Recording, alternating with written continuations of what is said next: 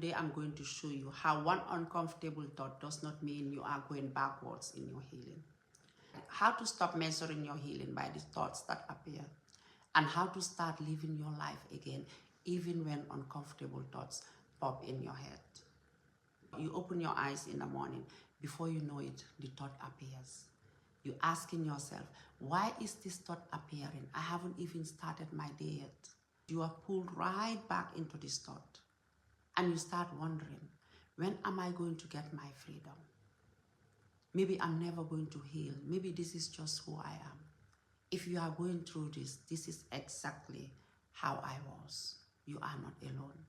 One uncomfortable thought in the morning was enough to convince me I had gone backwards in my healing. It felt like all the efforts I had put into healing had disappeared overnight. Then one day I realized I have been looking at my healing like someone would look at a salty pot of tomato. Imagine you spend hours cooking a big pot of tomato. The peanut sauce is bubbling, the meat is tender, the smell has filled the whole house. Your guests are on their way. Then by accident, too much salt falls into the pot. You taste it, your heart sinks. Suddenly you forget everything that went right. All you can think is, I've ruined it. Then you remember watching your mom cook. Whenever the tomato became too salty, she never threw the whole pot away.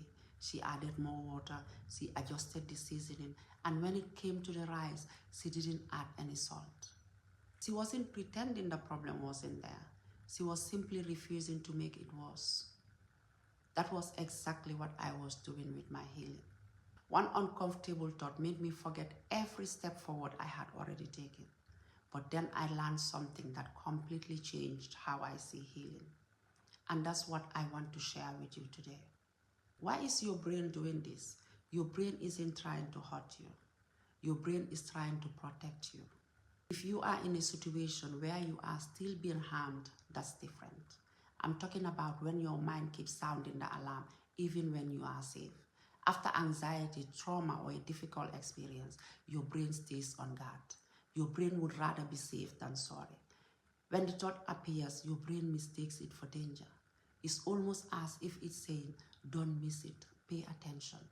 The more attention you give the thought, the more your brain thinks this must be important. That's the overthinking cycle. The thought isn't the problem. Treating the thought as evidence is the problem. Evidence you are getting worse. Evidence you are back where you started. Remember, your brain isn't reacting to the thought itself. It's reacting to the importance you've unknowingly given it. The more important your brain thinks the thought is, the more it keeps bringing it back. Think about the tomato again. The salty sauce was the problem, but adding salt to the rice again would only make it worse. One uncomfortable thought appears, then we keep checking it, we analyze it, we argue with it, we ask, why is it there again? Without realizing, it is adding more salt. So this is what I want you to do. If the thought appears, don't argue with it. Don't panic. Notice it. Gently bring your attention back to the present moment, to whatever you are doing right now. Every time you do that, you are teaching your brain, this isn't an emergency. Most people misunderstand healing. Healing isn't never having uncomfortable thoughts. Healing is learning not to let those thoughts convince you that you've lost all the progress. One difficult day doesn't erase weeks or months of healing. One uncomfortable morning doesn't cancel everything you've learned. Progress is measured over time. Instead of asking yourself, how do I feel today? Ask yourself, how did I respond to the thought today? Here are some signs you are healing. You didn't cancel plans. You noticed the thought without following it. You return your attention to the present moment. You didn't let one thought steal your whole day. Those are signs of progress. Here's one final thing that gave me hope. Your brain isn't only capable of learning, it's capable of relearning. This is called neuroplasticity. I once had a psychologist explain it in a way I'll never forget.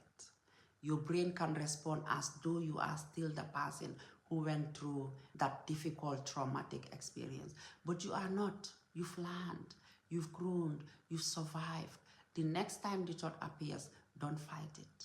You can simply say, thank you, brain, for trying to protect me, but I'm not in that situation anymore. I'm safe now. Then gently return to the life you are already living. Every time you respond differently, you are teaching your brain something new. That's neuroplasticity. Healing isn't waiting for your brain to magically change. Healing is helping your brain learn one response at a time. If you wake up tomorrow convinced you've gone backwards in your healing, I hope you remember that pot of tomato. One salty moment didn't ruin the whole meal. It just needed the right response. In the same way, one uncomfortable thought doesn't erase your healing. It's evidence that you are having a difficult moment, not that you failed. Don't build today's identity around the morning's thought. Then go and live the day you were going to live anyway. That's how healing grows, not all at once, one response at a time.